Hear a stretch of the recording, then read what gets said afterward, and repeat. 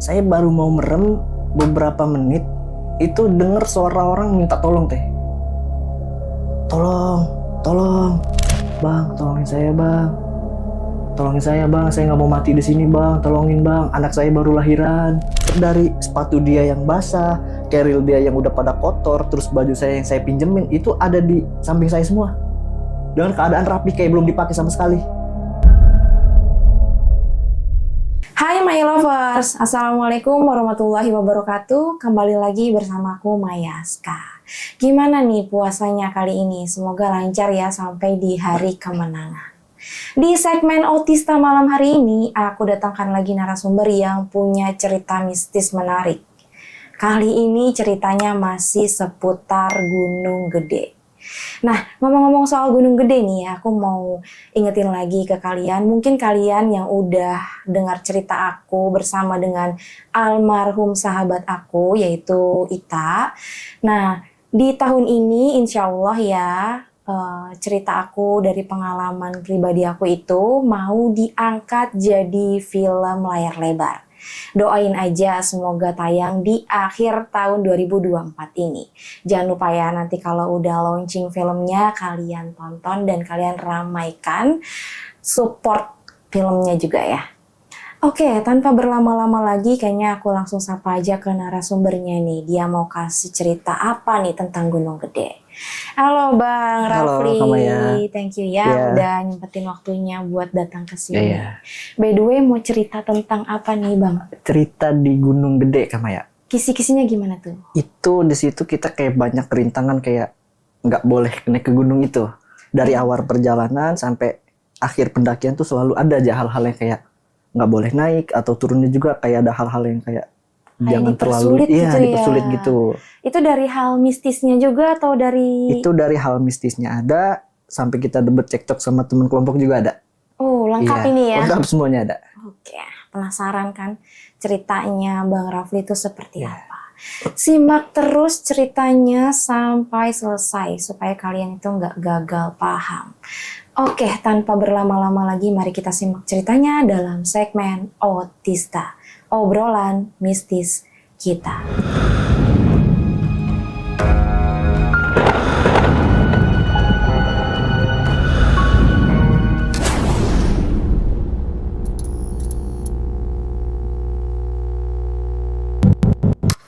Oke, Bang Rafli, mungkin bisa diceritain gimana perjalanan awalnya sampai akhirnya bisa diteror di Gunung Gede. Oke, jadi gini Kak. Pada tanggal akhir Juni 2018, kita berdelapan orang itu, cowok 4, cewek 4, kita mau mengadakan trip ke Gunung Gede. Oke. Ya, di pertengahan tahun. Itu awalnya saya nggak tahu kalau mereka itu nggak ada hubungan apa-apa. Jadi saya kayak diajak ya kita ke Gunung Gede tanggal segini. Kita oke lah, ayo. Ternyata pas di perjalanan ada 2 orang ini yang saya nggak tahu, ternyata mereka pacaran. Oh. Iya, ada 2 orang pacaran. Nah, saya berdua sama temen saya 2 lagi kayak diajak buat ngelengkapin gitu. Ya, nama-namanya nih, boleh saya sebutin? Boleh. Saya, Rafli, terus ada Bang Isa, Bang Topik, Bang Aan, dan ceweknya ada Alvina, Jahra, terus Dinda, sama Rifda. Kita berdelapan. Berangkatlah kita malam dari rumah, dari Depok, kita motoran lewat Bogor. Nah, di situ kita awalnya udah ada kejanggalan, Kak. Motor mati. Tiba-tiba motor mati. Untung berdekatan jaraknya, jadi mereka langsung tahu semua. Kita berhentilah, kita nepi di pom bensin. Dicek-cek segala macem, nggak ada yang rusak. Nah, pas kita tunggu beberapa menit, akhirnya tuh motor nyala lagi. Kita jalan lah, lanjut jalan terus. Nggak beberapa meter, kita tuh langsung hujan deras, Kak. Itu dengan intensitas sangat deras banget. Ada geluduknya juga, ada anginnya juga. Akhirnya kita neduh. Itu sekitar jam 10 malam. Akhirnya kita neduh sampai jam 12 malam. Mau nggak mau kita bablas. Pakai jas hujan semuanya. Terus kita lewat trek Putri. Kita semua dari Bogor itu sampai ke base camp Putri. Kita semua basah-basahan. Sampai di sana masih hujan terus. Sampailah pagi sekitar jam 7 itu masih hujan. Itu masih sangat deras hujannya. Akhirnya kita pending nih. Yang tadinya kita mau naik jam 5. Biasa kan anak gunung gitu. Omongan-omongan tahu-taunya kita antar aja lah. Siang. Ngaret ya. Iya. Terus akhirnya kita mutusin naik jam 9 pagi. di situ dengan intensitas hujan masih gerimis-gerimis. Kita paksain naik biar kita nggak kemalaman sampai di Surken. Terus naiklah kita berempat. Itu di situ kita ketemu pendaki yang sangat banyak, Kak. Karena itu hari weekend. Oh. Di hari Sabtu. Nah, kita jalan terus. Kita di situ awalnya dari base camp, lewat Simaksi, terus pos 1, pos 2, pos 3 kita aman. Nggak ada apa-apa, semua lancar. Terus pas nyampe di pos 3, hujan deras lagi. Itu badai lagi, angin kenceng. Gelap, pokoknya semua kabut pada turun, gelap. Akhirnya kita neduh di pos 3 agak maju sedikit ke atas. Kita neduh di situ berdelapan. Nah, sekitar jam 2 di situ udah agak reda tuh Kak hujan. Terus yang namanya Kak Topik ini sama si Dinda sama si Aan, pokoknya yang pacaran inilah. Mereka ngajakin, ayo kita lanjut lagi. Terus kata saya, bentar dulu deh, karena kan hujan masih deras banget. Lebih parahnya lagi, saya baru tahu ada 2 cewek itu punya asma, Kak. Oh. Iya. Saya pikir, aduh kenapa ngomong dari awal gitu kan. Kita nggak kasih tas berat kan. Biar kita semua aja nih yang bawa. Ternyata dia nggak ngomong. Tiba-tiba dia baru ngomong pas sudah sampai di pos 3. Aduh, kayaknya gue sesek banget deh, nggak kuat. Aduh, ini gimana nih kita? Akhirnya di situ kita istirahat sebentar, setengah jam, 30 menitan. Hujan udah mulai reda, jam 2:30, kita lanjut jalan lagi. Kita jalan beberapa langkah, langsung deras lagi, Kak. Itu hujan gede lagi, lebih gede dari yang hujan pertama tadi. Akhirnya kita memutuskan untuk buka flashlight. Kita buka flashlight, kita berteduh di situ 8 orang. Terus kita tunggu sekitar jam 5 sore, itu masih deras banget, Kak, hujan. Nah, dari cewek ini yang berempat sama 2 cowok ini dia ngajakin untuk ke Surken duluan. Itu di sedikit lagi di pos 4. Nah, di situ akhirnya saya ditinggal. Saya sama Bang Isa ini ditinggal berdua di bawah. Mereka tuh sisanya yang si 4 perempuan sama 2 cowok ini jalan duluan. Akhirnya saya ditinggal berdua sama 4 keril di bawah. Waduh. Iya, jadi masih di flashlight saya posisinya. Di bawah flashlight saya berdua sama si Isa. Terus masih ada 4 keril ditinggal. Dengan alibinya katanya nanti gue balik lagi kok, gue jemput kalau gue udah sampai Surken. Ya kita mikirnya kan, oke deh, biar kita nggak terlalu berat juga nih bawa perempuan. Akhirnya mereka hujan-hujanan tuh, pakai jas hujan. Kita tungguin dari jam 4:30, 5:30 sampai mau maghrib. Menjelang maghrib, akhirnya saya kan udah nggak kuat karena saking dinginnya kan sama si Isa. Saya ngomong sama Isa gini, akhirnya kita buka tenda aja deh. Terus kata si Isa, dia tetap kekeh. Enggak kok, sebentar nanti kita ditunggu dijemput lagi. Sama Bang Topik kita tunggu deh 30 menit lagi. Kita tunggulah 30 menit. Terus, ini udah lewat 30 menit nih. Udah mau jam 7 lewat. Kita belum dijemput juga. Gimana kalau kita sekarang buka tenda aja di sini? Karena itu posisinya teh, lapaknya itu cuma muat 2 tenda. 2 tenda maksudnya kayak misalnya lapaknya sempit nih. Kita punya kapasitas tenda 4, tapi yang bisa dibuka tuh cuma 2. Iya. Karena emang saking sempitnya. Kanan kiri pohon, batu, terus turunan. Di depan tenda saya itu aliran air. Jadi saya agak kebanjiran juga. Saya di situ hampir ribut sama Isa. Karena saya ingin stay di sini, buka tenda di sini, sedangkan si Isa ini tetap optimis. Enggak kok nanti kita dijemput, enggak kok nanti kita dijemput. Ternyata kita nggak dijemput. Sampai jam 7:30 malam, udah gelap cuy itu. Dan saya pun udah menggigil nih sama dia berdua. Akhirnya dengan saya penuh emosi, capek, dingin juga, saya buka sendiri tendanya. Saya buka tenda sendiri. Akhirnya dia juga masuk ke dalam. Keril 2 itu udah saya nggak pikirin. Udahlah, yang penting gue berdua nih selamat sama si Isa ini. Nah, sekitar jam 8:30 kita menghangatkan badan tuh. Biasa kita ngerokok, minum air teh. Kita mau tidur, si teman saya ini udah tidur. Nah, saya masih belum bisa tidur. Karena saya kan masih nungguin nih teman, kenapa nggak dijemput, kenapa dia ngomong doang. Kan jadi kayak bertanya-tanya, takutnya di sana tuh kayak ada kendala apa. Iya. Takutnya di sana kenapa dia nggak bisa turun, kan itu jadi khawatir kita juga. Nah, udah sekitar jam 10 malam, itu posisi saya di tenda itu cuma ada 1 tenda saya doang. Nggak ada pendaki lain yang buka tenda di situ. Di dikit lagi di pos 4 itu. Karena kan di pos 4 itu kan full naik ya, treknya ya, nggak ada space buat buka tenda. Karena emang terpaksa buka tenda di situ. Nah, sekitar jam 11 saya berusaha buat meremin mata nih. Oke deh, kita istirahat. Besok pagi baru kita susul teman kita yang ada di atas. Ternyata pas saya baru meremin mata, teman saya ini udah tidur ya. Dia udah pulas pokoknya. Udah kecapean dia. Samar-samar tuh teh saya kayak denger gimana sih, kayak di hutan tuh kan kita kayak jurang teh ya. Itu kayak ada pohon jatuh dari atas. Jadi kan kalau misalnya pohon tumbang gara-gara hujan tuh biasanya cuman kayak serak gitu dong aja ya. Itu sekitar 2-3 menit ya. Kayak serak gitu semua. Kayak jauh gitu ya jatuhnya. Iya, kayak jauh. Tapi itu kedengerannya kayak di depan tenda. Tapi kan depan tenda ini trek, depannya lagi.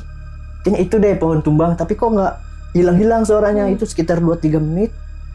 Habis itu yang biasanya di gunung kita dengar suara alam, kayak angin, terus binatang-binatang, itu tiba-tiba hening deh. Hening, nggak ada suara angin hilang, suara binatang hutan hilang. Saya buka tenda, itu benar-benar hening banget deh, nggak ada suara apapun.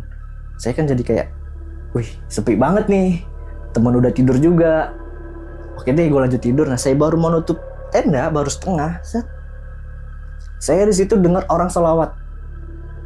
Padahal di depan saya, di belakang, kanan, kiri itu nggak ada pendaki. Itu udah jam 12 malam. Kayak banyak orang selawat. Gimana selawat? Kayak selawat, la ilaha illallah, la ilaha illallah. Kayak tahlilan ya? Iya, kayak tahlilan. Saya pikir kan, mungkin ada pendaki di bawah kali nih. Atau ngapain nih orang. Saya kan kayak, gimana caranya saya berpikir jernih nih. Jangan takut. Tapi tetap aja kan kita kayak, namanya manusiawi ya. Akhirnya dari situ, saya paksain tutup tenda. Saya tidur pakai sleeping bag dengan keadaan di depan tenda tuh jalur air masih basah. Saya baru mau merem beberapa menit, itu denger suara orang minta tolong teh. Tolong, ada orang nggak? Wah, spontan saya keingetan. Wah, teman gue bukan nih? Cowok? Itu suara cowok teh. Tapi saya dengar itu suaranya dari bawah, bukan dari atas. Siapa nih? Tapi nggak saya langsung buka tenda, saya dengerin dulu. Suara itu hilang, nggak lama bunyi lagi teh, persis di depan tenda. Tolong bang, tolong. Saya buka tenda teh. Itu ada orang gemuk dengan postur tubuh sekitar tinggi 165-an. Itu keadaan lepek basah. Dia nggak pakai jas hujan, dia nggak bawa keril, dia cuma pure bawa badan aja, nggak bawa apapun. Dia mengeluh kesah di tenda saya. Bang, tolongin saya bang. Saya nggak mau mati di sini bang. Tolongin bang, anak saya baru lahiran. Tolongin saya bang. Akhirnya kan saya bangunin si Isa, teman saya. Saya bangun, ini ada orang minta tolong. Akhirnya kita tolongin, kita masukin ke dalam. Dia keadaan baju full basah sampai celana-celananya. Kita kasihlah baju ganti. Saya kasih jaket saya yang satu lagi. Terus saya kasih sleeping bag juga. Akhirnya dia cerita teh, bang makasih ya bang udah nolongin saya. Terus saya tanya kan, emang abang dari mana? Kok sendirian? Di mana rombongan abang? Bang, saya ditinggal bang di pos 3. Katanya nanti saya dijemput, tapi sampai malam ini saya nggak dijemput. Berarti sama kayak saya dong dia kasusnya. Lah, abang nggak bawa barang-barang? Saya tanya kayak gitu kan. Bawa bang, tapi saya tinggal di pos 3. Saya udah nggak kuat. Tolongin saya bang, biar saya hidup. Karena anak saya baru lahir 1 bulan. Aduh gimana ya, kita juga lagi ditinggal temen posisinya. Ya mau gak mau kan kita, oke deh kita tolong, kita bantu, kita kasih makan, kita kasih baju, kita kasih kehangatan. Terus gak lama, sekitar jam 1:30 pagi, itu ada pendaki dari bawah. Dia ngetok-ketok tenda kita, akhirnya kita buka. Bang, saya nemu tas nih di jalur pos 3 tadi. Tas abang bukan, kata si pendaki lain ini. Terus yang si orang yang saya tolongin itu, dia bilang, wah itu tas saya ketinggalan, tadi saya tinggal situ karena saya udah kedinginan, nggak kuat, mau nyusulin teman yang di atas. Akhirnya bener teh, di situ ada tas, ada jaket, semua pokoknya di dalam keril dia tuh udah full basah. Semua barang-barang dia tuh udah basah, udah nggak bisa digunain lagi lah, semua makanannya, peralatannya udah full basah semua. Nah akhirnya pagi ini teh, sekitar jam 6, itu saya bangun, dia tuh udah nggak ada. Tiba-tiba udah nggak ada. Pokoknya pas saya nengok posisi dia tuh tidur di tengah. Saya di dekat pintu, isi Isa ini di pojokan, si abangnya ini di tengah teh. Pagi banget teh, ya namanya kalau misalnya kita tidur di depan pintu tenda kan kalau ada orang keluar pasti berasa ya. Iya, Apalagi di gunung 10-10 kita tidur kan pasti kayak kebangun kan Iya. kalau ada orang mau keluar. Itu tiba-tiba nggak ada teh. Waduh. Itu bener-bener pure dari sepatu dia yang basah, keril dia yang udah pada kotor, terus baju saya yang saya pinjemin itu ada di samping saya semua. Dengan keadaan rapi kayak belum dipakai sama sekali. Anjir. Refleks dong bangunin si teman saya si Isa. Sa, lu ngeliat abang-abang semalam yang kita tolongin nggak? Lu kan tahu gue tidur paling pules, nggak tahu gue kemana. Aduh, emang dia kemana? Dia pamit nggak sama lu pas kalau dia mau pergi? Dia nggak ngomong apa-apa. Pas gue mau bangun aja dia udah nggak ada. Akhirnya kita, yaudah deh kita persiapan rapi-rapi aja, kita persiapan mau naik. Akhirnya pas saya lagi prepare nutup tenda, nutup flashlight, saya ketemu dari anak-anak yang mau naik ke atas tektok. Nah pas dia bilang di bawah, bang, abang temennya yang di bawah bukan bang? Yang di bawah mana ya bang? Ada orang tadi gemuk turun ke bawah bang, pucet banget mukanya. Hah? Iya sih semalam ada bang di sini. Iya bang, tadi mukanya pucet banget turun ke bawah. Terus dia bawa keril nggak? Enggak sih bang, dia lenggang nggak bawa apa-apa. Semalam tuh dia bawa keril bang, diantar sama pendaki lain tapi keril nggak ada di sini. Dia saya sapa sih tapi dia diem aja bang. Waduh, karena kita lebih fokus ke rombongan kan, ya udahlah Sa, kita singkirin dulu nih pikiran kayak gini.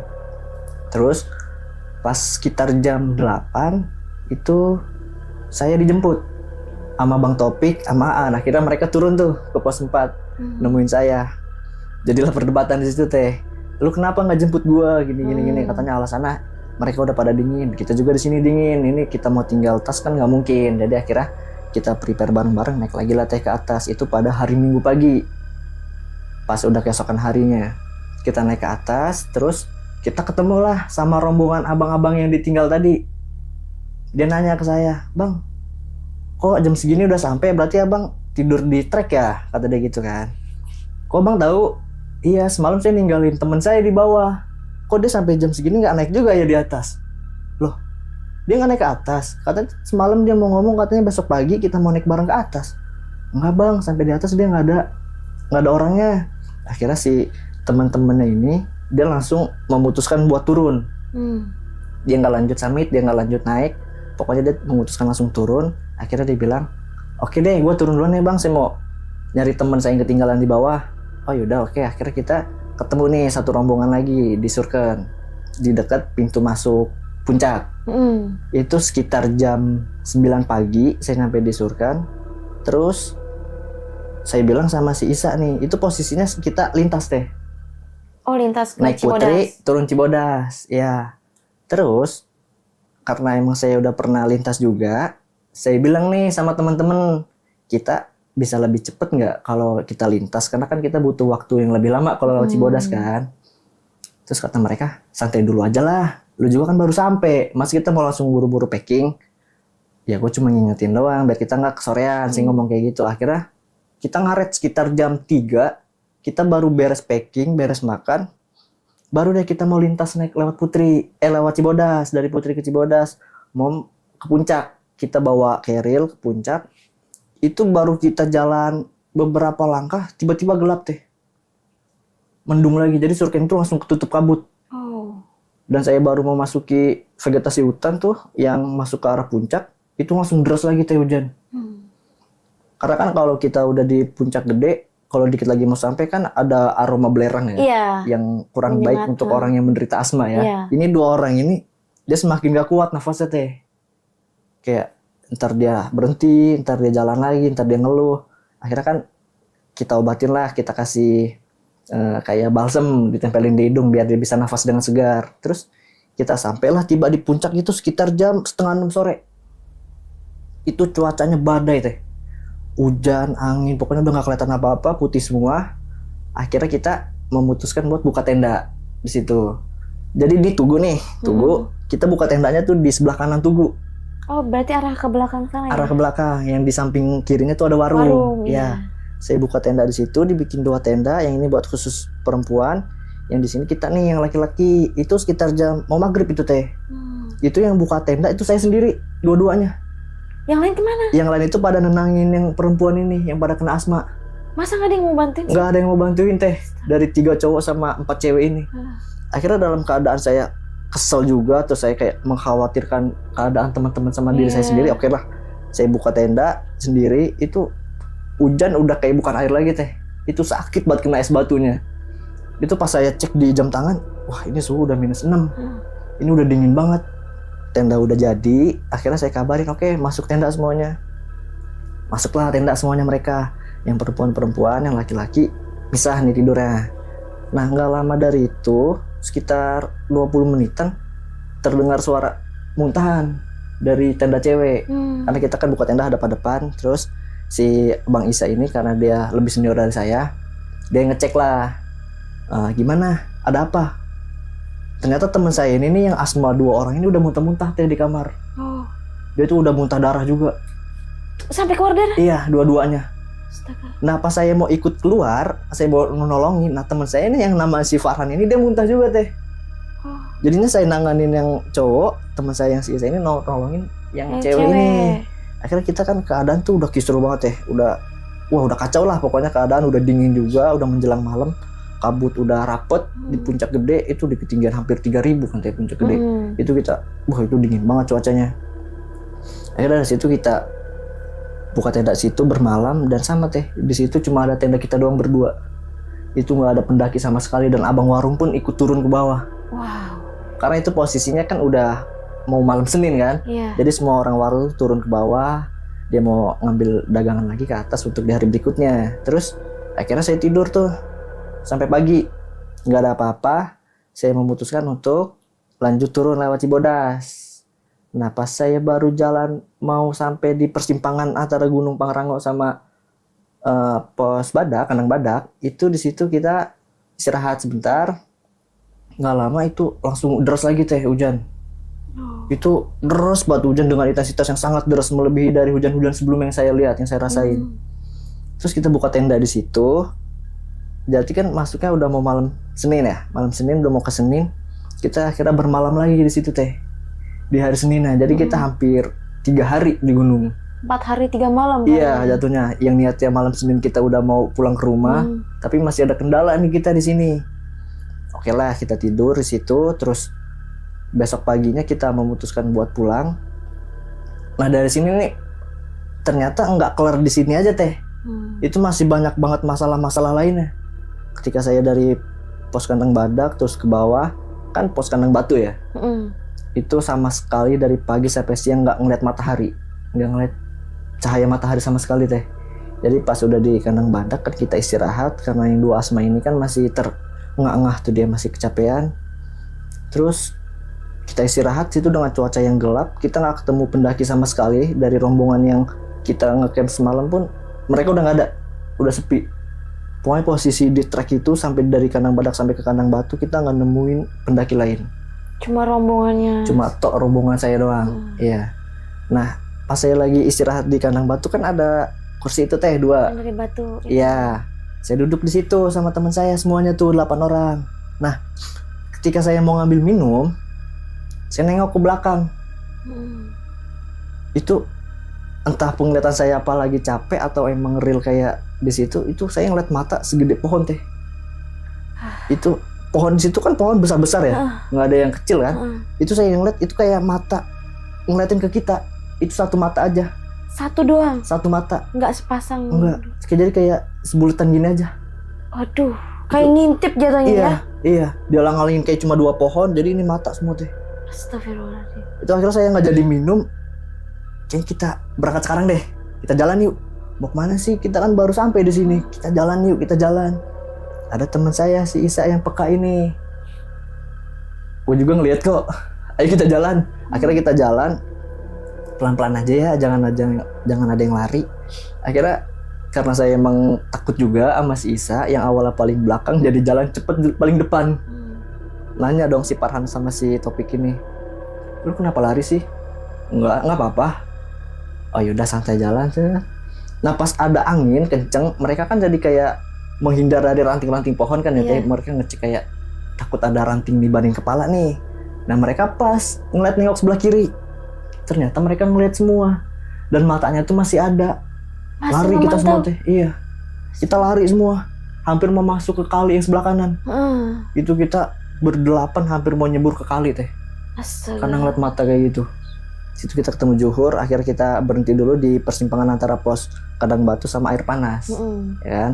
Nah di situ Bang Isa ini yang awalnya dari kemarin naik terus turun, mendadak kakinya tuh dengkulnya nggak bisa digerakin teh.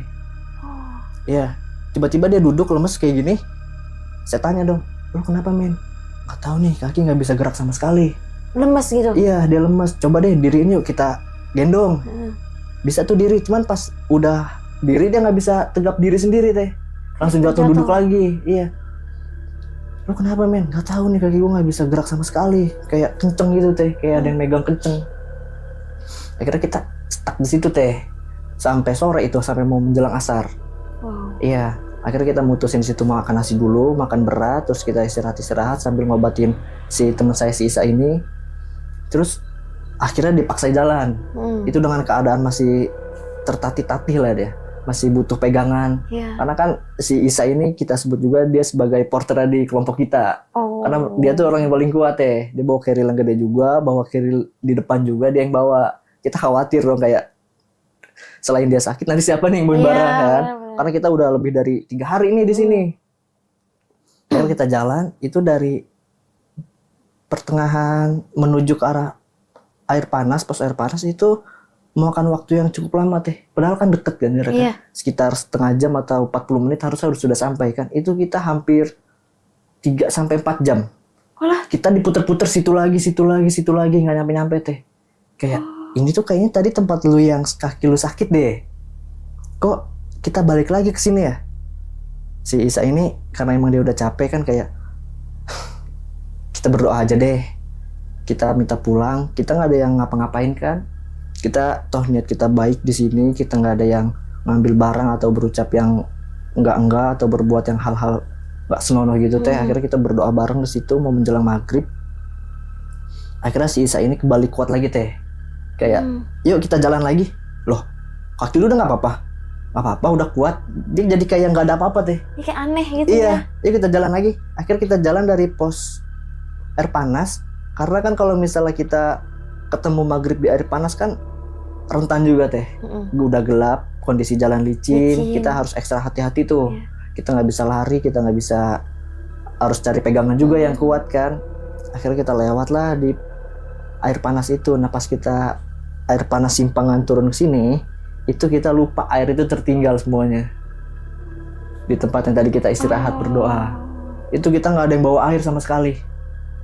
Itu yang ada air itu cuma yang dipegang sama si Aan. An, itu ada air kok di tas lu, kenapa lu nggak minum? Jangan, ini air belerang. Loh, lu kenapa bawa air belerang? Ya nggak apa-apa sih, gue cuma pengen bawa pulang aja air belerang. Lu aneh kenapa bawa air belerang? Kata saya kan gitu kan. Ya nggak apa-apa sih, gue cuma kayak buat koleksi aja. Udah nggak masuk akal nih dia nih kan. Akhirnya kita mau nggak mau biar nggak ada hidrasi kita minum air belerang itu. Karena kan memang kita tahu bahaya kan ya, karena kita takut dehidrasi. Ya mau nggak mau lah, kita dalam keadaan pahit, sepet segala macam rasanya kita minum. Itu rame-rame sampai habis, hampir kayak nahan. Ini bukan air nih, tapi nggak mau nggak mau kita harus minum. Akhirnya dari situ kita jalan lagi sampai di pos shelter Rawadenok 2 kalau nggak salah. Di situ kita ketemu jam 8 malam. Kita udah ketemu malam lagi, udah malam Selasa itu teh. Udah hampir 4 hari 5 malam nih kita di sini kan. Itu benar-benar view dari pagi saya turun nggak ada pendaki yang lewat Cibodas. Biasanya kan kayak ada anak tektokan, anak-anak apa gitu lari ya kan. Itu sama sekali kita nggak ketemu teh. Itu sepi banget, gak ada suara apa-apa. Akhirnya kita ketemu gelap lagi. Saya di paling belakang, Isanya di depan. Entah kenapa gitu teh. Pas saya jalan tek-tek, karena kan pas kalau kita udah dari shelter Rawadenok turun ke bawah kan udah tangga tuh teh. Udah tangga kontur batu keras, tangga. Jadi pas saya jalan tek, kayak ada 2 orang tek jalan lagi. Tek jalan lagi. Wah, siapa nih? Akhirnya saya bilang, tuker deh Sa, lu di belakang, gue di depan, kayaknya lu capek deh. Saya cuma berasumsi kayak gitu kan. Terus saya, wah ini nggak beres nih. Kayaknya saya paling depan aja deh, saya paling depan. Itu mau menuju ke pos shelter Rawadenok 1. Itu jadi kayak ada pohon tumbang teh di situ. Pohon tumbang itu kayak dia menghalang sini, kita lewat sini nih. Nah, Di sini kan ada pohon 2. Itu di situ saya ngeliat 2 pendaki cewek. Karena saya posisi paling depan, saya mau negor dong. Karena wih, keren banget nih anak pendaki cewek sekitar jam 9 malam. Kok dia masih nekat aja naik dalam keadaan hujan. Itu keadaannya hujan juga teh. Nggak deras sih, cuma kayak gerimis-gerimis, bikin dingin tuh, dinginnya kayak bikin nusuk gitu. Dari pohon tuh jadi kayak ada 2 pohon kayak gini. Saya di sini, dia tuh di sininya. Jadi pas saya mau jalan kemari kan otomatis si perempuan 2 ini kealingan pohon. Iya. Itu pas saya mau belok ke sini, mereka nggak ada. Hah? Mereka nggak ada. Sampai saya cari-cari, mereka kemana? Tadi ada 2 orang pendaki cewek. Di situ dia view dengan alat-alat pendakian. Dua-duanya bawa carrier, yang satu pakai kemeja panel, yang satunya lagi pakai kaos doang teh. Mereka sama-sama pakai topi 2. Nah, pas saya jalan ke depan, tadi ada orang deh kayaknya di sini. Kok nggak ada siapa-siapa? Terus akhirnya saya pendem deh rasa itu. Saya nggak cerita ke siapa-siapa, saya diem. Akhirnya kita lanjut jalan sampai nih kita di Rawa Gayonggong, yang jembatan itu teh. Ya, di situ tuh katanya dulu terkenal sama keadaan si penunggunya situ. Akhirnya kita istirahat di situ, itu sekitar jam 11 malam. Kita istirahat di situ tuh kayak yang tadinya cuaca setelah hujan kan terang ya teh. Ada bulan gitu, cuaca awan gak ada, kelihatan langit. Terus di situ tuh tiba-tiba kayak hitam teh. Dari sebelah kiri, kalau kita dari atas, kita lagi duduk di jembatan, yang kan biasanya jembatan itu ada tangganya tuh. Iya. Iya. Jadi tuh kayak ketutup naik dari bawah. Ketutup gini. Mereka tuh kayak ngalingin bukit-bukit yang ada di sekitar. Saya pikir tuh, masa iya kabut lagi? Kan cuaca cerah. Iya. Kok kabut dari bawah sih? Kata saya kan harusnya kan kabut dari atas turun ke bawah.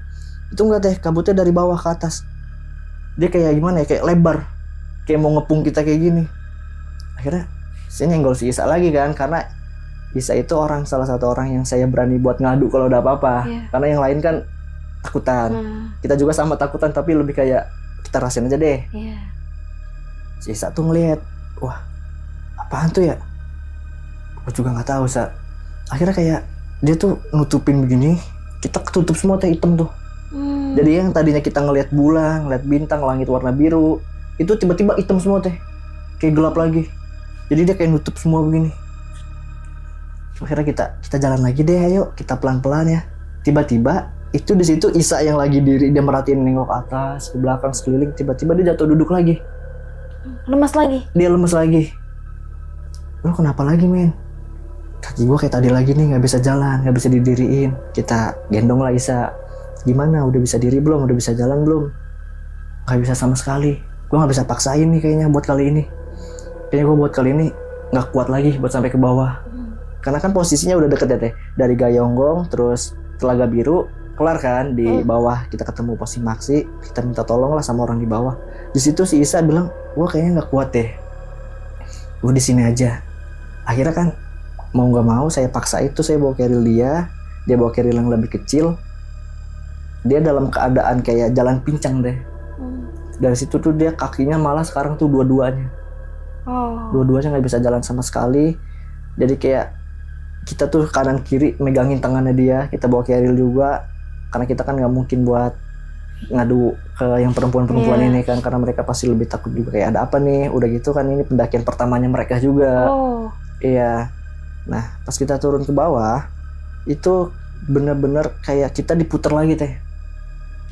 Di situ-situ lagi.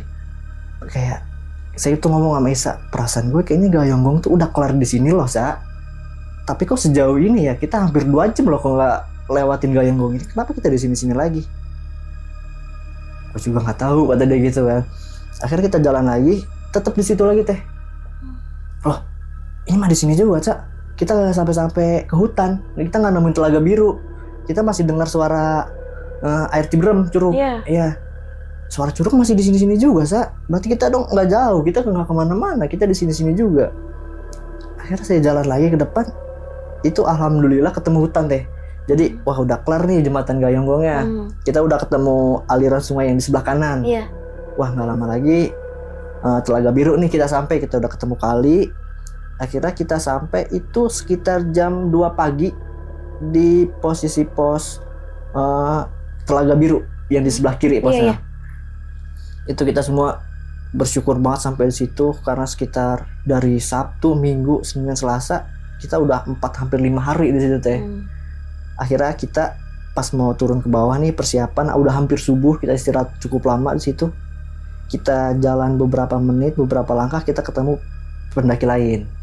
Saya kira itu pendaki lain, ternyata itu tim SAR yang nyariin kita. Walah. Iya, Mas yang atas nama kelompok Mas Taufik kan? Betul Pak. Mas udah 4 hari loh, ini udah hampir mau 5 hari. Kita cariin, kita tungguin sini dapat informasinya katanya Mas lintas.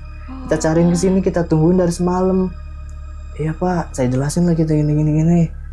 Oh alah, kayak gitu ya Mas.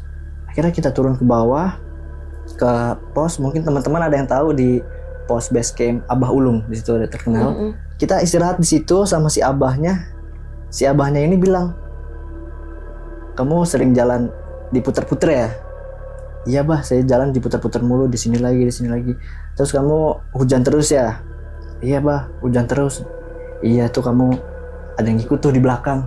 Wah, apaan Bah? Ini teman saya semua di belakang karena pikiran saya kan udah nggak, pokoknya apapun yang saya di gunung tuh saya lepas semuanya deh. Akhirnya saya mikir apa yang di belakang ya? Karena si Abah ini cuma ngomong kayak gitu doang. Akhirnya itu ada tuh di belakang. Dia langsung ke dapur, dia ngasih air, nih minum dulu. Udah nggak ada, dia pergi. Ternyata tuh dia si ini penjagain dari kandang badak. Dia udah tahu karena kita di situ mengetahui si 2 cewek ini lemah posisinya. Terus yang 2 cewek ini turun ke bawah, dia baru bilang, gue kayaknya hide deh. Aduh, kenapa nggak ngomong dari awal gitu kan? Harusnya kan kalau misalnya kita mau ngedaki gunung kita hitungkan dulu ya, kita perhitungan nih jadwal si perempuan, teman-teman yang perempuan nih khususnya kalau misalnya jadwal haid ya jangan naik gunung dulu, kita jeda dulu sampai kelar haid biar nggak kejadian kayak gini. Dia nggak ngomong. 2 orang ini kebetulan yang 2 orang ini yang asma juga. Barengan lagi. Abislah mereka berdua. Aduh, jangan-jangan karena mereka berdua ini nih. Tapi kenapa kita dari awal banget ya? Kayak dari berangkat itu masih udah ada aja hal-hal yang menghalangin kita. Ternyata dari pas saya baru sampai itu karena emang di situ katanya ada yang terkenal namanya si Putri teh yang ngejagain itu di Surya Kencana. Oh alah, iya. Jadi gini teh, ini sebenarnya banyak ada cerita berlanjut.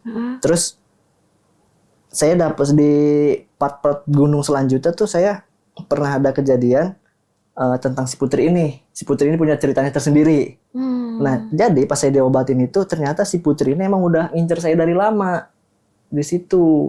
Dari pendakian sebelumnya. Dari pendakian pertama, sebelum-sebelumnya pokoknya, dari sebelum 2018 itu.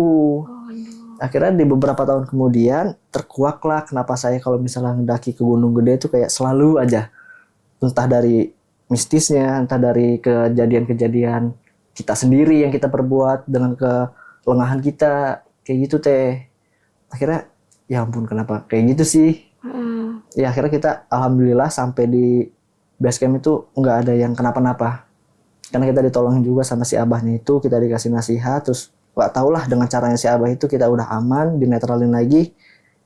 Akhirnya kita nelfon orang rumah. Habis kita dimarah-marahin. Itu harusnya berapa hari sih? Harusnya itu kita 3 naik hari, 2 Sabtu malam. paling telat ya teh. Harusnya kita tuh Disimaksinya. udah sampai itu malam Senin. Harusnya Malam normalnya. Tapi dia Tapi turunnya. itu kita turun itu malam Rabu. Astagfirullah. Itu lama juga teh. Wah itu kita kayak nggak nyangka banget kita kayak gini. Tapi dicarinya tuh setelah dari malam Senin itu baru dicari apa pas di hari kita kelima? dicarinya itu pas di hari Selasa sorenya. Iya. Karena udah telat sehari ya? Iya telat sehari karena kan dari base camp Putri menginfokan Iya, atas karena nama lintas ini. ya? Iya yang lintas tuh kelompok ini.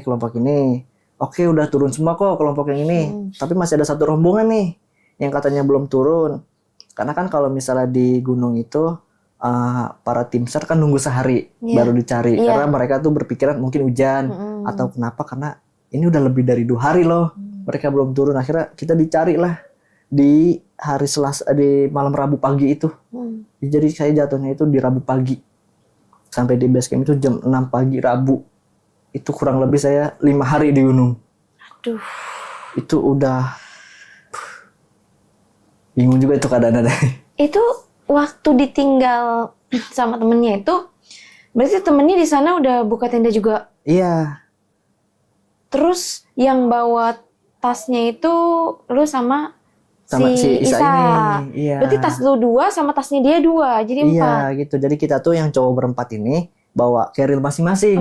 Carrier gede. Nah yang perempuan ini bawa Ditaruh di daypack, situ. tas kecil. Nah mereka ini yang perempuan 4 sama 2 cowok ini bawa tas kecil semua. Astaga. Carriernya ditinggal di kita ada 4.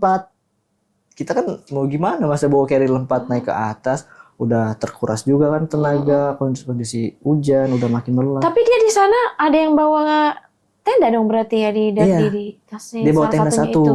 Iya, karena kita bawa tenda 2, dia memutuskan kayaknya gue bawa dulu ya tenda 1 untuk buka yang perempuan. Nanti kalau misalnya sudah kelar, lu gue jemput lagi di bawah. Akhirnya kita nggak dijemput. Mau nggak mau kita buka tenda juga di situ. Untung logistik juga kebagi 2 itu. Enggak, Wah, itu saya megang kompor doang. Mereka bawa makanannya. Semua makanan ada di sana. Dari bahan-bahan berat kayak makanan mie, terus nasi, segala macam lauk lah pokoknya. Nah di kita itu cuma ada lauk makanan-makanan mentah, kayak sardin. Kita nggak megang apa-apa. Akhirnya mau nggak mau kita makan sarden mentah sama roti. astaga. Karena kita ada kompor tapi nggak ada gasnya. Iya. Gasnya dibawa ke mereka semua. Karena kan dia bilang nanti gue jemput kok. Oke deh kalau misalnya dijemput bawa beban nih biar kita agak ringanan. Atau enggak kalau misalnya kita udah sampai di sana kita udah tinggal makan gitu kan. Ternyata enggak. Itu motifnya apa sih dia duluan kayak gitu? Maksudnya tujuannya dia begitu tuh apa gitu? Nah mereka bilang tuh kayaknya gue duluan ya. Biar kita nggak terlalu malam di sini sama si perempuan ini. Inisiatifnya dia tuh kayak biar lebih cepet nih nggak bawa keril. Tapi kan menyusahkan yang ditinggal. Saya yang ditinggal berdua jadi saya yang jagain keril ini. Iya. Jadi gitu saya berantem lagi sama si Isa, debat buka tenda jangan, jadi kayak gitu. Nah itu bang, pendaki yang lu kasih pinjem bajunya itu kan tiba-tiba udah nggak ada tuh pagi-pagi tuh. Itu bajunya benar-benar kayak belum dipakai. Itu bajunya masih terlipat rapi sama persis yang saya keluarin dari tas. Waduh. Itu kayak baju yang belum dibuka, kayak baju masih dilipat rapi.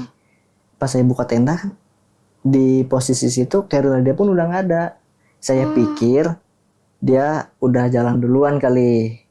Masa menurut saya dia tuh kayak langsung kabur gitu aja sih. Kita ada di sini loh, kita yang udah nolongin dia. Kok dia langsung kabur gitu aja. Terus akhirnya saya ketemu pendaki yang bawa tas dia tuh teh, yang di malam minggu. Ya, saya ketemu dia tuh di puncak pas di minggu sorenya. Dia nanya, loh abang, temen yang satu lagi yang semalam kerila saya ambil kemana? Loh saya bilang kan, itu bukan teman saya bang. Itu orang yang saya tolongin, dia kedinginan, akhirnya abang nemu kerila dibawa ke tenda saya. Saya bilang dong, pas pagi-pagi, dia udah gak ada bang. Jadi semua baju yang saya kasih ke dia, jaket yang saya kasih ke dia, sama sleeping bag yang saya kasih ke dia, itu masih terlipat rapi bang. Masih kayak gak dipakai. Dan dia udah gak ada. Nah pas di beberapa hari setelah saya pendakian itu, saya iseng coba mau main ke rumah teman saya yang ada di Gunung Putri itu, di Trek Putri. Dia bilang ke saya gini, di beberapa minggu yang lalu ada loh orang di sini nggak ketemu. Dia tuh baru nikah, terus baru punya anak 1 bulan. Loh, saya jeda dulu nih dia ngomong. Coba deh ceritain gimana alurnya. Ternyata diceritain tuh dia naik, ditinggal sama temennya, terus akhirnya dia naik ke atas, ada yang nolongin. Menurut pendaki-pendaki saksi yang gue tanyain, kata dia gitu kan. Dia tuh berhasil sampai di pos 4 katanya. Cuman dari situ dia turun lagi ke bawah, dia nggak bawa kerila, dia kayak sendiri aja gitu. Dan akhirnya pas nyampe di bawah tuh temen rombongannya doang yang nyampe. Teman-teman rombongan yang dari dia nanya ke Posimaksi kan, ngelihat orang yang gini nggak pak? Ya karena Posimaksi nggak ngelihat siapa-siapa kan teh. Akhirnya dicari, barengan saya tuh, saya dicari di Cibodas, dia dicari di Putri. Untungnya saya ketemu berpapasan. Nah si orang yang saya tolongin ini nggak ketemu. Tapi kok ngejanggalnya dia kenapa tiba-tiba menghilang terus bajunya rapi ya? Iya. Apa dia udah meninggal sebelumnya? Nah itu sampai sekarang saya belum nemu jawabannya teh. Ya kan? Iya. Masalahnya kalau emang beneran pendaki, ya nggak mungkin begitunya Iya, gitu kan, tiba-tiba bener. hilang. Apa emang dia udah dari dulunya udah hilang di situ? Apa gimana ya? Nah, iya juga sih karena kan saya Iya yang kan? nemuin tuh 2 orang kan, Iya saya kan? sama si yang bawain tas itu. Terus yang ketemu di jalanan juga dia bilang katanya pucet banget kan mukanya. Itu mukanya full pucet banget teh. Dan bajunya tuh udah mau keadaan lepek, rambutnya kayak orang kesiram gimana sih teh? Tapi Kayak dia pakai celana pendek gak sih? dia pakai celana panjang. Oh panjang ya? Dia pakai celana panjang. Dan saya lupa itu dia kalau nggak salah ya teh, dia pakai sendal bukan pakai sepatu. Sendal gunung gitu? Iya, dia pakai sendal gunung gitu. Wow. Itu saya tolongin dia, akhirnya saya kasih makan. Dan pas saya setelah makan tuh, itu makanan kayak cuma saya makan berdua sama teman saya ini doang. Berkurangnya tuh nggak banyak. Padahal malam itu kita makan bertiga. Kayak nggak ada sisa bekas dia makan ya? Iya, kayak dari ikan sardena saya makan campur pakai roti. Itu rotinya pun saya hitungin cuma habis 4. Karena Kayak saya dua-dua sama ya? sisa kan makan berdua-berdua. Nah dia makan 1 nih. Itu masih kehitung 6. Aduh. Bukan kehitung 5. Loh, ini orang kemana sih? Ya gue juga nggak tahu. Yaudahlah kita nggak usah pikirin, kita susul anak rombongan. Ya udah deh. Ya akhirnya pas saya ketemu teman saya itu akhirnya ceritain karena dia emang nggak ketemu teh. Itu kayak ya ampun sayang banget udah dia baru nikah kan, Iya. anaknya baru 1 bulan. Terus dia sempat bilang juga, Bang kalau rumah saya deket, dan saya baru inget dia ngomong kayak gini pas di dalam tenda. Bang, anak saya baru lahir 1 bulan. Saya tinggal naik gunung. Rumah saya dapurnya lagi bocor. Saya mau pulang tapi nggak bisa. Karena kan saya lagi di sini, kata dia gitu kan. Mungkin menurut saya ya nggak bisa karena emang malam ini kan ya teh.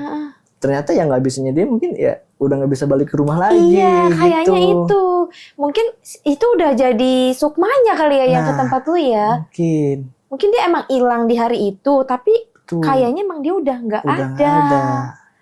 Aduh. Itu dan dari kesaksian teman-temannya ini teh, dia bilang temen yang ditinggal ini nih saya tolongin belum pernah naik ke Gunung Gede. Ini baru first time dia. Jadi kan dia kayak, wah ini jalan kemana nih orang gitu kan, tengah malam. Dia sendirian Jejaknya nggak juga. ketinggalan. Mungkin kan pikiran saya pas setelah itu, kayaknya nih orang keder. Udah keder entah jatuh ke jurang gimana kan. Iya, makanya. Iya. Soalnya nggak ketemu sampai si jasad-jasadnya pun nggak ada kan? Nggak ada teh, sampai tas-tasnya pun nggak ada. Nah itu dia. Semua tasnya tuh nggak ada. Itu benar-benar nggak ketemu teh. Sampai pas saya ketemu teman saya itu, saya ikut ngobrol di pos Maksi Gunung Gede kan ada tuh sebelah kiri kalau kita naik. Udah 3-4 hari lah teh. Itu dicari 4 hari full nggak ketemu. Oh, Kita udah gabungan dari tim SAR, dari terus rangernya, kita udah full nyari nggak ketemu. Katanya, oh. Terus saya bilang kan, yang pakai baju ini bukan Pak yang pakai baju hitam, celana hitam juga, dia dalam keadaannya kurang lebih agak-agak gemuk tinggi. Iya itu Mas, saya nolongin Pak. Cuman paginya dia nggak ada. Akhirnya saya ceritain semua kejadian sama dia. Ya akhirnya dia nggak ditemuin. Astaga. Sampai sekarang. Setiap saya naik ke sana tuh, gimana Pak kabar yang orang yang dulu gini-gini? Nggak ada kabarnya Mas sampai sekarang. Ya Allah. Iya. Itu yang temen lu itu yang cewek sama cowok yang pacaran itu, Iya. itu kan dia duluan tuh ya ke Duluan. surkennya. Itu lu ngerasa gak sih kayak ada yang janggal kayak dia tuh ya maaf aja kayak mungkin melakukan hal-hal yang tidak senonoh atau gimana? Itu saya juga kurang tahu dari situ karena emang saya ditinggal juga kan, saya agak berantem juga sama Isa. Mungkin karena kan emang 2 cewek sama 2 cowok ini kan mereka pacaran. Dan saya tahu iya. tuh pas udah nyampe di hari H pendakiannya, oh ternyata mereka pacaran. Tapi nggak curiga dia gelagatnya berdua gitu. Enggak, dan itu pure kayak mereka tuh rapi nutupinnya. Kayak kita tuh nggak ada briefing mereka pacaran di awal pendakian. Mungkin merekanya yang udah men-setting itu ya. Iya sepertinya kayak ini kita kurang orang 2 orang nih, kita lah yang diajak sama si Isa ini. Gitu. Jadi buat Nemenin. pelengkap dia. Pelengkap Aduh. dia. Itu yang di jembatan juga itu sebenarnya kayaknya lu pengen dibikin sesat juga. Iya. Karena udah ditutupin kan. Bener. Emang itu di situ emang ada penunggunya itu kayak nenek-nenek semacam kayak nenek sihir. Memang dia bikin pendaki itu tuh suka tersesat Iya. kalau lagi kondisi kecapean. Bener. Di situ emang setahu gue itu emang ada penunggunya di jembatan Rawa Gayonggong itu. Sosoknya beberapa kali gue ngeliat itu mah kayak nenek-nenek, kayak nenek sihir gitu. Dia tuh memang bikin pendaki tuh kalau udah capek, kelelahan, istirahat di situ, itu udah pasti dibikin jalannya tuh nggak tahu kemana. Jadi kayak dibikin sesat gitu di tempat itu. Jadi itu kayak jahat gitu ya teh. Dibikin Iya. keder dalam keadaan udah capek. Emang tuh kalau di jalur Cibodas tuh udah apa ya, kayak Iya. gaib-gaibnya tuh udah Kayak ekstrim-ekstrim udah sih. melekat banget Iya. gitu. Dan benar-benar kayak udah nggak menghiraukan berapa jumlah manusianya, mau berapapun dia tetap nunjukin kayak Karena memang lebih banyak Iya, pasukannya lebih mereka. banyak pasukannya mereka. Kita banyak, dia lebih banyak Dia lagi. lebih banyak lagi. Populasinya. Itu yang putri-putri itu yang di Surken itu yang deket mata air ya? Iya, itu di mata air yang kita kalau misalnya kita ngambil air dari sini kan agak turun gini teh.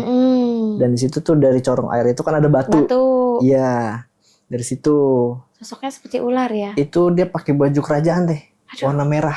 Ini kayaknya ada kesinambungan deh sama pendakian gue waktu Iya. itu. Yang si tim gue ini nih, si Yoga tuh ditempelin sama perempuan. Ya emang ciri-cirinya kayak gitu. Iya. Tapi dia lehernya tuh bisa menjulur panjang gitu. Oh, bisa manjang lehernya. Iya. Itu dari situ juga dia ngambil air. Terus Iya. dia nyium aromanya si Edelweiss itu. Iya. Itu tiba-tiba langsung ketempelan dan ikutin juga. Ya ampun. Sampai ke rumah dan rasanya tuh sama persis tuh meriang, panas dingin. Panas dingin, demam. Iya. Iya, jadi pas saya lagi ngambil air tuh teh, kan kalau misalnya kita lagi jalan, ekor mata kita kan kelihatan sedikit. Tapi kalau pas kita ngeliat jelas gini, nggak ada. Nggak ada. Iya. Dia kayak sebatas kelebatan ekor mata. Dan dia tuh kayak duduk jagain si airnya ini, dia duduk begini. Dan itu emang cantik banget ya. Iya. Dia pakai bunga Iya. kantil di sini, pakai baju kerajaan. Dan di situ tuh di berbeda pendakian dia tuh saya didengar di kuping kayak abdi gabung. Kan. Kayak artinya saya ikut Iya. gitu. Dia mah demen banget sama laki-laki loh. Iya. Ya ampun. Banyak beberapa pendaki yang disukain sama dia, bahkan ada yang sampai orangnya pulang tapi sukmanya di sana.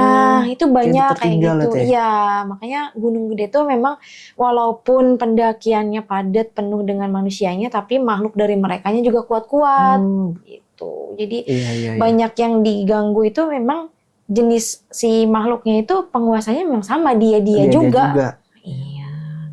Nah, kayak gitu deh pokoknya dari orang-orang yang punya cerita pengalaman mistis di Gunung Gede tuh semuanya hampir sama digoda sama mereka. Sama mereka. Betul. Kayaknya ini dari ceritanya si abang tadi tuh dari awal sampai akhirnya tuh gue pernah ngerasain juga. Dari yang ngecamp di jalur yang tadi tuh, Iya. yang pertama kali itu juga pernah ngerasain. Gue kesurupan di tempat itu juga. Terus dari yang batu tadi, yang si Putri itu, sosok Putri, itu teman gue sendiri sampai menggigil di tenda. Yang di kandang badak juga, di kandang batu juga. Itu sama semua, gue mengalami itu. Makanya dari tadi cerita, kita di depan sebelum podcast, gue udah bilang kan, ini badan gue udah menggigil, udah gemeter. Karena emang auranya dia tuh kayak ketarik gitu. Iya. Dia tuh kayak nggak bisa denger orang ngomong kayak dia teh. Dia tuh kayak langsung hadir gitu. Iya. Tapi ngerasa ya sampai sekarang kayak masih kalau ngomongin dia masih suka kayak ada. Dada tuh kayak ketekan. Kayak sesak ya. Iya. Terus debarnya kenceng banget. Bener, kayak deg-degan aja gitu. Iya. Soalnya emang ciri-ciri kehadirannya dia tuh kayak gitu. Bikin energi dari aura suhu badan kita tuh berubah langsung. Iya, kayak kita tuh kayak ada di tengah-tengah keramaian gitu, kayak kehampit gitu. Iya. Kayak sesak ya. Iya, tadi saya ngerasain di depan kayak gitu. Aduh, ternyata apa yang gue rasain ada juga yang ngerasain. Iya. Dan untuk teman-teman nih yang belum tahu, di persimpangan dari pos 3 ke pos 4 itu jangan sembarangan berkata kotor ataupun buang air kecil, buang air besar di situ deh. Kalau bisa ditahan dulu. Karena kenapa tuh dulu tuh di situ ada pos yang namanya Watu Pocong. Iya. Dia itu tempat kita sebutnya tuh sekarang tempat transitnya para pendaki yang meninggal di atas.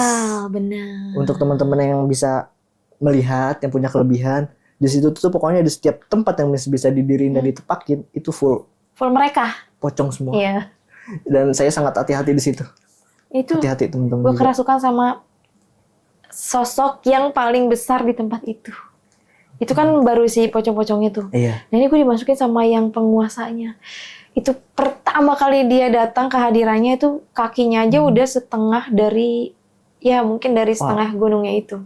Tuh bener-bener gede banget sampai Wah, itu rasanya kayak pengen mati tuh dimasukin sama dia. Memang nggak boleh banget istirahat di situ. Iya, nggak boleh berlama-lama di Ya, situ. Ya. apalagi orang yang bisa harusnya Betul, ngasih betul. tahu teman-temannya biar jangan istirahatnya di situ. Iya. Kadang kan kita kan kalau pendakian sama orang-orang yang awam dikasih tahu kadang ngeyel kan. Orang yang dia nggak Nah, ngerti. makanya yang kena tuh yang ngelihat merekanya. Merekanya. Gitu. Iya. Oke, Bang, kayaknya mungkin ceritanya dari Iya. Abang di sini udah mewakili dari perasaan gue juga Kita sama di ya. sini. Ternyata kita sama-sama ngerasain nih.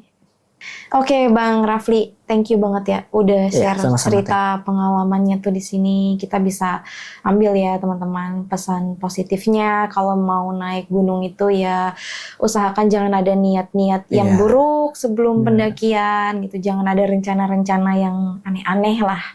Terus juga kita harus ngejaga dari Betul. etika, sopan santun. Pokoknya kita harus saling menghargai lah walaupun mungkin kalian nggak percaya adanya mistis-mistis di gunung ya kita harus ngejaga aja jangan sampai dari perkataan kita, perilaku kita membuat kita celaka gitu karena sesungguhnya itu kita memang hidup berdampingan dengan mereka. Apalagi kita menjadi tamunya di tempat mereka, ya kita harus saling menghargai aja. Nah, buat para pendaki perempuan nih ya, khususnya yang baru pertama kali mau naik gunung, harus diperhatikan juga dari segi kesehatannya. Terus kalau memang punya riwayat penyakit yang berbahaya, kalau bisa jangan memaksakan untuk naik gunung ya.